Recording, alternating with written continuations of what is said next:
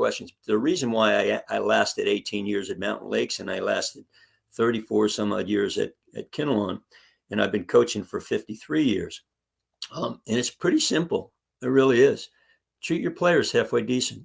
I think that's, we can talk about a lot of things. You want to, what's my success? I don't know how successful I am. I'm being honest with you. All right. I am only as good as the players I have. I've had one season where I was 1-19 in basketball, and I have other seasons where we won state sectional championships. So, but I think in the long run, you're not going to make everybody happy. All you got to do is look at what happened in the in our government the past couple of days. Not going to make everybody happy, but you want to strive to make everybody successful somehow, some way, and treat them with fairness. They may not agree with you in terms of playing time, et cetera, but treat them with fairness and treat them with some dignity, and you're going to be in great shape as a coach. So, yeah, I think that's an incredibly important thing. And I think for a lot of younger coaches, I think that's a thing that a lot of them are, because there's so much other noise around coaching, and you don't have as many guys that get into coaching for the exact reasons that you might have gotten into coaching. And I got into coaching. Like a lot of times, guys nowadays, and guys even in the old days, they're like, "Hey, you got to coach this because you're a teacher." But nowadays, teachers are more like, "Hey, I'd like to 3 p.m. hits, 2:30 hits. I'd like to go home." Right. So, but I think what you're bringing up is such, and that's really the end of rewarding thing is that when players know that you care about them and that you're doing your best to do right by them, and at the same time, obviously you're figuring out what's best for the especially in team sports, right?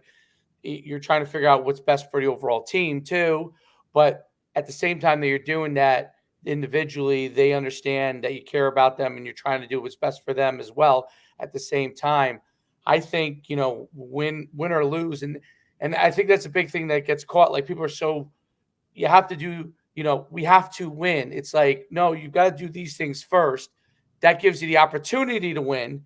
But if you don't do these things, even if you win in the short run, because you have, like you said, I always agree with this. If you don't get the players, you're not winning anything. Okay. It doesn't, the coaches who think that it's the other way around, they're going to be out of coaching pretty quick, because eventually you're not going to have all the guys.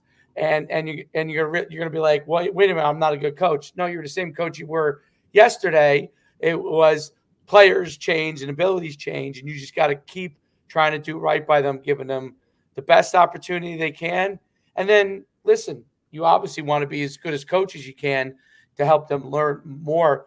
But if the players respect you and understand where you're coming from, I think that everybody's always moving in the right direction. And who doesn't want to win every championship every year? That's the reality. That is not the case for probably 99.9% of the coaches.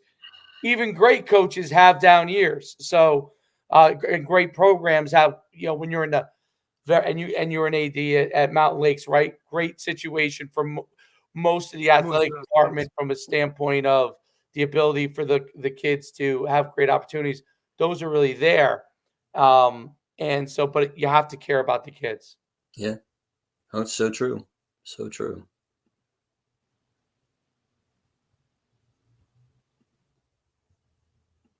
Are we frozen? I feel like, are we frozen? I feel like I think we're good. No, we're good, right? Well, no, we're good. No, you and I are good, but yeah, you're good, coach. You're good. Am I frozen? Your picture is. Oh, but I'm still talking. Oh yeah, you're talking. You still have audio, but you're good. No, listen, it's one of the things that I've look.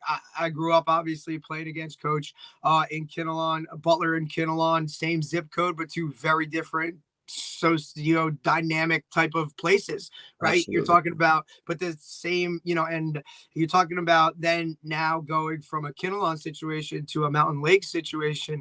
Look, at the end of the day, kids are kids, and it's kind of what it is. They're going to use sports to kind of get that release. And in terms of who do you want leading them, right? as a coach, you need to, and coach, you and I can kind of keep hammering it out here, and we've had these discussions numerous times about, coaching this or coaching that or coaching it. Coach the person, right? Coach the kid itself, coach who that person is, right? It's